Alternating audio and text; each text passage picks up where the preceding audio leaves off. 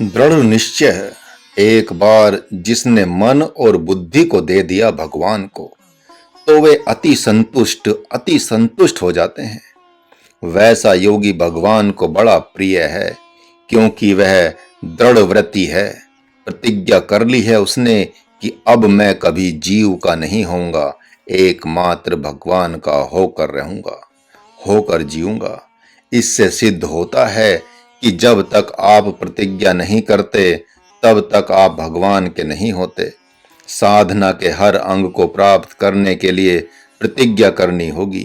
गीता अध्याय 6। यस्मिन् स्थितो न दुखेन गुरुनापि विचाल्यते। बड़े भारी दुख से चलायमान नहीं होता साधक। वह बड़ा भारी दुख क्या है? घर जाने की कामना हो जाना बड़ा भारी दुख है। भगवान को छोड़कर पितृ भक्त, मातृ भक्त, धर्म पत्नी भक्त, पुत्र भक्त बनने की कामना ही बड़ा भारी दुख है। संन्यास ले लिया, लेकिन घोर जप तप में मन नहीं लग रहा है, यही बड़ा भारी दुख है। गुरु भाई बना लेना, गुरु बहन बना लेना बड़ा भारी दुख है। अरे, संन्यास लेने के उपरांत कैसा भाई, कैसी बहन? न कोई गुरु भाई होता है, न कोई गुरु बहन होती है। सभी गुरु की आत्मा होते हैं, और आत्मा किसी का भाई नहीं होता, किसी की बहन नहीं होता। एक बार बहन का नाता टूट गया तो टूट गया, भाई का नाता टूट गया तो टूट गया। न कोई माता होती है, न कोई पिता होता है, न कोई बेटी होती है, न कोई भाई होता है। ये सब कहने की बातें हैं, एकमात्र व्यवहार में उच्चारण के लिए होती हैं। साधक के लिए ये सब बकवास है, क्योंकि भाई बहन का नाता बना लेने के उपरांत, माता पिता मित्र बना लेने के उपरांत कोई कर्तव्य शेष रह जाएगा। नाता जोड़ा की कर्तव्य आया, इसलिए भगवान ने सोची समझी रणनीति के तहत दृढ़ निश्चय पद की स्थापना की है।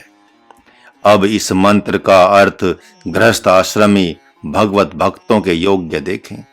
एक तरफ भगवान ने कहा कि आप संपूर्ण भूत प्राणियों से द्वेष रहित हो जाएंगे, तब जब आप भगवान के लिए संपूर्ण कर्म फल का त्याग कर देंगे तब, तथा निष्काम कर्म जप तप योग आदि करेंगे किंतु फल नहीं चाहेंगे तब। अब प्रश्न उठता है कि फल क्यों नहीं चाहेंगे? वह इसलिए कि रहने को मकान मिल गया, पति मिल गया, पुत्र मिल गया, मान सम्मान भी मिल गया, तो अब होने वाले जप तप योग से भगवान को ही मांग लें। जगत में जीने के लिए संपूर्ण कामनाओं की पूर्ति ही पर्याप्त मानी गई है। यदि उसके उपरांत भी संपूर्ण भूत प्राणियों से अद्वेष नहीं हुए, तो आप भगवान को नहीं चाहते। इस मंत्र के दो अर्थ हुए। एक तो निष्काम कर्म योगी का चित्त संपूर्ण भूत प्राणियों से द्वेष रहित हो ही जाता है, और दूसरा, यदि ऐसा नहीं हुआ है तो वह व्यक्ति निष्काम कर्म योगी होने के लिए अद्वेष्टा, मैत्री, करुणा, निर्ममता, निरहंकारता आदि गुणों को धारण करने का व्रत करे। कोई कहता है कि मैं भगवान का भक्त हूँ और भाई से द्वेष तो जाता ही नहीं, तो वह भगवान का भक्त नहीं, केवल ढोंगी है। यहाँ तो प्रभु ने महात्मा अर्जुन से बहुत व्यापक प्रेमी कहलाने की बात कह दी है। एक तरफ कहते हैं कि संपूर्ण प्राणियों से द्वेष रहित हो जाओ, और दूसरी तरफ कहते हैं गांडी उठाओ और दुर्योधन, शकुनी, कर्ण आदि महापापियों का वध करो। इसका भाव है कि जघन्य अपराधियों का वध करना भी द्वेष रहित होना ही है। जिससे संपूर्ण प्राणी पीड़ित हो रहे हों, उसका वध कर ही देना चाहिए। यह संपूर्ण भूत प्राणियों से प्रेम करने का ही लक्षण है। यदि कुएं का जल बिल्ली के मर जाने से गंदा हो गया हो, तो कुएं से बिल्ली को निकाल देना ही चाहिए। उसी प्रकार परिवार में एक व्यक्ति के कारण से कलह का वातावरण बन गया हो, तो उस एक का परित्याग कर ही देना चाहिए, तभी उसका प्रायश्चित होकर उद्धार भी होगा। अपने से तो पापात्मा प्रायश्चित करेगा ही नहीं, पुलिस डंडे से मारकर उसका प्रायश्चित कराती है, और समाज की व्यवस्था को व्यवस्थित करती है। थोड़ा सा दंड देना भी क्षमा ही करना है। एक पुत्र ने शराब पी ली तो पिता ने 4 चांटे जड़ दिए। पुलिस जहां 4 डंडे देकर कारागार में भेज देती, उससे तो अच्छा ही है कि पिता ने 4 चांटे लगाकर उसका प्रायश्चित पूरा करा दिया। जब संपूर्ण भूत प्राणियों से प्रेम होगा तो अपराधी से द्वेष हो जाएगा क्या? नहीं नहीं, वह द्वेष नहीं, प्रेम का ही तो रूप है। दुर्योधन, दुशासन, कर्ण आदि ने महापाप किया है। उसका परिणाम रूप फल गलित कुष्ठ रोग का मिलना है, जैसा कि अश्वत्थामा का हुआ। फिर ये सहज ही उस दंड को स्वीकार करेंगे। तभी तो भगवान ने इन लोगों को वीर गति दी। यह महती क्षमा और दया का ही परिणाम है। जितना ही साधक निष्काम होता जाता है, उतना ही वह भय रहित होता जाता है। उसमें दोहरी क्षमता आती जाती है। माँ जैसे बेटे को पीट भी लेती है और उसके हृदय में द्वेष भी नहीं होता है, वही कहानी लगभग उस साधक में आ जाती है। संपूर्ण भूतों में प्रेम प्रकट करने के लिए सीमित प्रेम को व्यापक करना होगा। सर्वप्रथम अपने घर के सदस्यों से प्रेम करना होगा। यदि माता पिता भाई बांधव आदि भगवत भक्त हैं तो इनसे प्रेम करना होगा। घर के सेवकों से, पशु पक्षियों से भी प्रेम करना होगा। इसके बाद अपना प्रेम पड़ोसी तक चला जाएगा। फिर क्रमशः गांव, क्षेत्र, देश विदेश तक फैल जाएगा। जैसे सिद्ध संतों का प्रेम सामान्य से सामान्य जीवों के प्रति भी भगवान जैसा ही होता है। नामदेव नामक संत ने रोटी लेकर भागते हुए कुत्ते से कहा था, ठहरे ठहरे प्रभु ठहरे, रोटी में घी लगाना भी बाकी है। उसने ऐसा कहने से यह सिद्ध होता है कि जो सदा सावधान चित्त वाला है, उसके भीतर का भाव सदा दिव्यता लिए प्रकट होता है। आज हमारे घरों में परंपरा परस्पर में प्रेम कहाँ रह गया। घर में नौकर के लिए भोजन अलग बनता है, अपने तथा अपने बाल बच्चों के लिए अलग बनता है। राजा अम्बरीश का कहना है कि एकादशी का व्रत किया और दरवाजे पर भिखारी आ गया तो व्रत आपका पूरा हो गया। प्रसाद पाने के लिए भिखारी को प्रसाद खिलाकर आपने खा लिया। किसी भी व्रत को करने के बाद दूसरे दिन दरवाजे पर संत, गाय, कुत्ते, भिखारी के रूप में भगवान का आना शुभ माना जाता है। उन्हें खिलाकर खा लिया या कुछ देकर खा लिया तो व्रत का पूरा फल मिल गया, ऐसा देखा जाता है। भगवान सब में है, लेकिन जो जिस रूप वाला है उसके साथ वैसा व्यवहार करना ही भगवान की पूजा है। भिखारी के रूप में भगवान को 1 मुट्ठी अन्न दान दे दिया, गाय को 2 रोटी खिला दी और संत को भर पेट भोजन खिला दिया या जो मांगा वह दे दिया तो व्रत का पूरा फल मिल जाता है। ऐसा नहीं कि भिखारी को पूरा खजाना निकाल कर दे दिया, गाय को पूरा भंडार ही खिला दिया और जब कोई भगवान वामन जैसा ब्रह्मचारी दरवाजे पर आ गया तो उसे लौटा दिया, बल्कि वह तो मुंह मांगा दान पाने का पात्र है। वह जो मांगेगा उसे दे देना ही होगा। जो सब कुछ देने आता है वह सब कुछ मांगता भी है। संपूर्ण भूत प्राणियों से प्रेम करने की बात की भगवान ने, यह बिना सबसे मित्रता स्थापित किए नहीं हो सकता। जैसे जैसे हमारी भक्ति व्यापक होती जाती है, वैसे वैसे भगवान के होने के नाते सबके प्रति प्रेम भाव बढ़ता जाता है। किंतु द्रुपद जैसे अहंकारी से तो उदासीन ही रहा जाता है। प्रेम सबसे करें, किंतु पापियों एवं अहंकारियों से उदासीन ही रहें।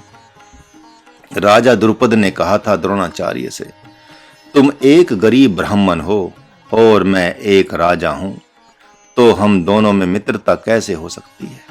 वहीं जब सुदामा जैसा गरीब ब्राह्मण भगवान श्री कृष्ण के पास जाता है तो वे सिंहासन से ही उनके स्वागत के लिए दौड़ पड़ते हैं और अपने ही बराबर ऐश्वर्य वाला बना देना चाहते हैं।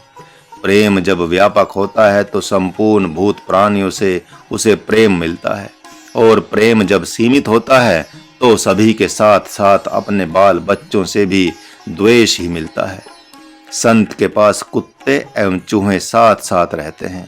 शेर और कुत्ते साथ साथ उसके झरने पर पानी पीते हैं, और आप एक ही माँ के 4 बेटे एक साथ खाने को राजी नहीं हैं तो भी कहते हैं हम भगवान के भक्त हैं। अब तो पिता पुत्र एक साथ खाने को राजी नहीं हैं। नहीं नहीं नहीं, यदि ऐसा है तो आप भगवान के बड़े द्वेषी हो सकते हैं। कुछ ही समय में दुर्योधन की तरह आपका सर्वस्व छीन लिया जाएगा। मंत्र कहता है कि आप में ममता एवं करुणा ही नहीं है तो आप अपने अहंकार के सिवा किसी से प्रेम नहीं कर सकते।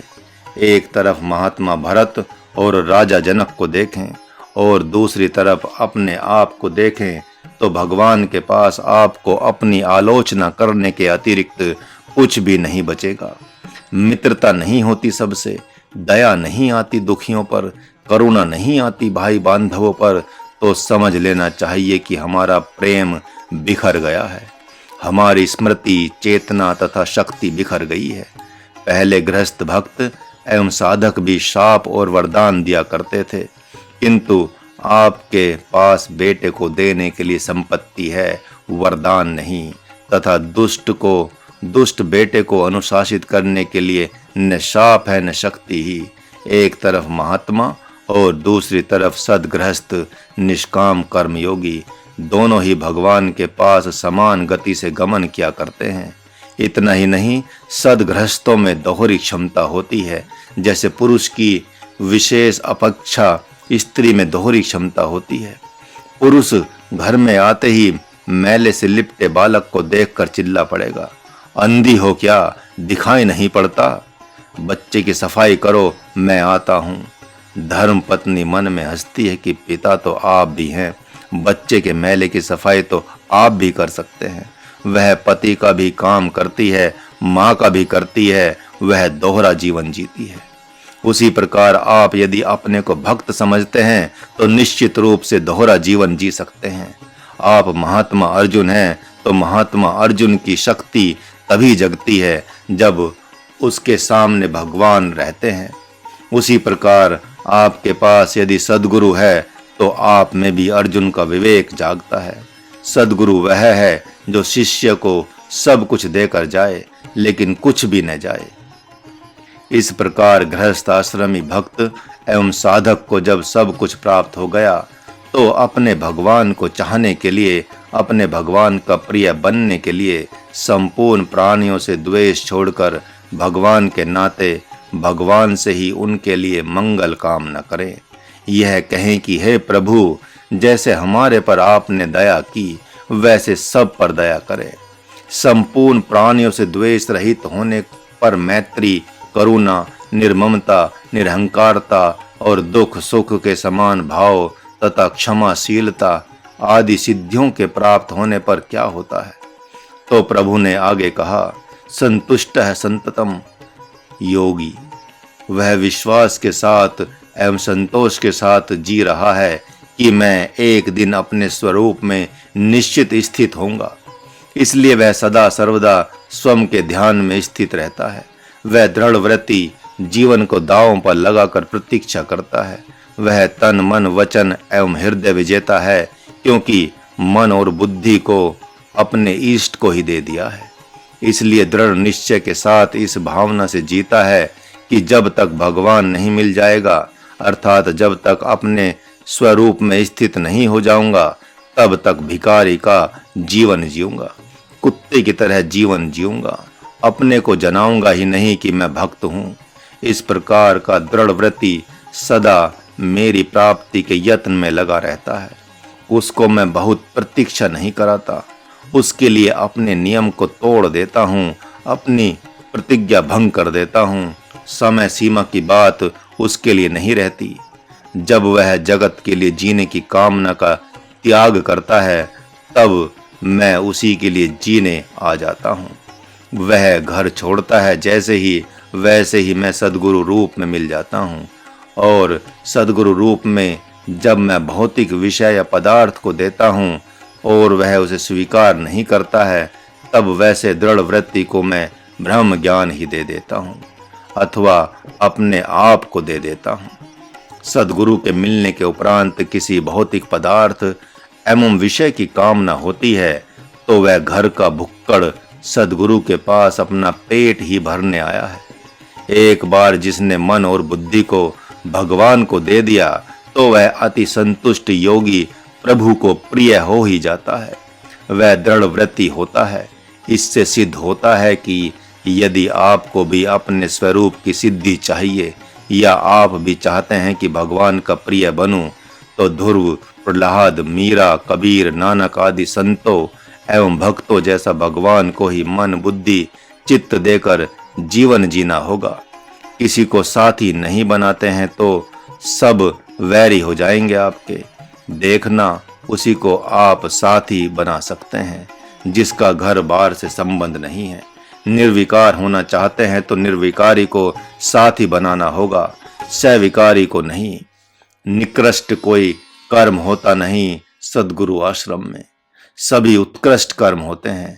जिसको जो कर्म मिला है वह अपने कर्म को देखता है, दूसरे के कर्म को नहीं देखता है, तो वह परम प्रिय भक्त हो जाता है, वह अतिशय प्रिय हो जाता है।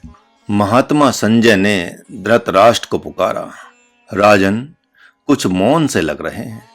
धृतराष्ट्र ने कहा, तुम मौन हो तो मैं क्या करूं? तुम तो अपने आप में मस्त हो जाते हो, मेरा ध्यान देते ही नहीं हो। संजय ने कहा, तो राजन सुने, आत्मज्ञानी अर्जुन के पास भगवान श्री कृष्ण चंद्र आनंद कंद ने स्पष्ट करके रख दिया कि यदि भरत बनते हो, लक्ष्मण बनते हो, राम बनते हो तो ये सब गुरुजनों की आज्ञा में रहते हैं तथा भरत, लक्ष्मण, शत्रुघ्न तो राम की भी आज्ञा में रहते हैं। इस प्रकार की आदर्श साधना में साधक के उद्धार की संभावना है। अवसर आ गया है राजन, इससे लाभ ले लें। भगवान आपका उद्धार कर देंगे। साधना की आवश्यकता आपको नहीं पड़ेगी। सन्यासियों के दिव्य योग की बात हो रही है, उसे आप ले लें। धृतराष्ट्र ने कहा, तो सन्यासियों की बात मधुसूदन क्यों करने लगे? इस समय जल्दी समाधान क्यों नहीं कर रहे हैं? तो आप चिढ़ क्यों रहे हैं? आपको जल्दी क्या पड़ी है? संजय ने कहा, राजन, जब हमारी सेना में और उनकी सेना में किसी को जल्दी नहीं है तो आपको जल्दी क्या है? धृतराष्ट्र ने कहा, अच्छा, बात तुम ठीक कह रहे हो, तो कुछ बताना चाहते हो? हाँ राजन, महात्मा अर्जुन के चेहरे पर तेज चमक रहा है, शांति झलक रही है। सन्यासी का धर्म सुन रहे हैं, लेकिन ऐसा नहीं लगता कि वे कहेंगे कि फिर मुझे सन्यासी बना दीजिए।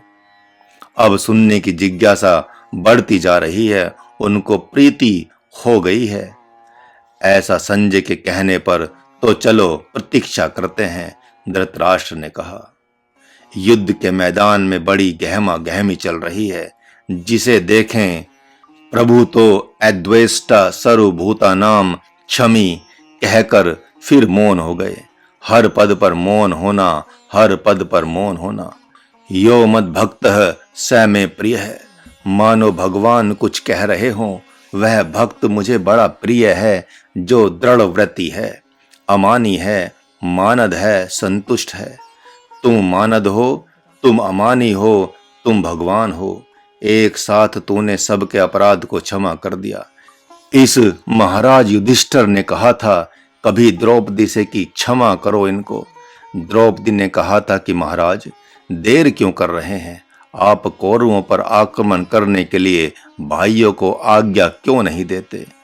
तब कहा था क्षमा करो, क्षमा करो, इन लोगों को क्षमा करो। क्षमा ही ब्रह्म है, क्षमा ही तप है, क्षमा ही दान है, क्षमा ही आत्मा है, क्षमा ही व्रत है, क्षमा ही योग है। तुमने क्षमा कर दिया सबको पार्थ, अतः तुम मुझको अतिशय प्रिय हो गए। बोलो क्या कहते हो? अर्जुन कुछ और सुनने की कामना से भगवान के सामने हाथ जोड़कर खड़े के खड़े रह गए। जो सगुण उपासना करने वाले हैं तथा जो निर्गुण उपासना करने वाले हैं, दोनों में श्रेष्ठ कौन है? इसके उत्तर में भगवान नारायण ने श्रेष्ठ तो निर्गुण निराकार उपासक ही है, ऐसा कह दिया है। क्योंकि वह साक्षात मेरी आत्मा है, किंतु उसकी साधना में अति क्लेश है, इसलिए कि शरीराभिमानी के द्वारा निर्गुण निराकार साधना दुख साध्य है, अति दुख साध्य है, अति दुख साध्य है। वह व्यवधानों से तथा अवरोधों से अवरोधित है। इस कारण से उसमें विशेष विक्षेपता मूढ़ता की संभावना होती है, उच्चाटन की भी विशेष संभावना होती है। समय बहुत लग जाता है इसमें, इसलिए इसका विस्तार करना चाहिए। किन किन कारणों से देर हो जाती है निर्गुण निराकार उपासक के लिए लगभग 40-42 कारण दिए हैं। वे ही कारण साधक की साधना में अवरोधक तत्व हैं। उन्हीं अशुभ तत्वों को दूर करने के लिए भगवान ने लगभग 40 अनुव्रत दिए हैं। वरुणास्त्र की काट आग्नेयास्त्र को हाथ में तब तो बात बने। विरोधी तत्व होना चाहिए। लगभग 40-42 दोष 16वें अध्याय में दिए गए हैं। इसलिए यदि लगभग 40 प्रकार के दोष हैं शरीर में, तो उनके लिए 40 ही निर्दोष में व्रत होने चाहिए।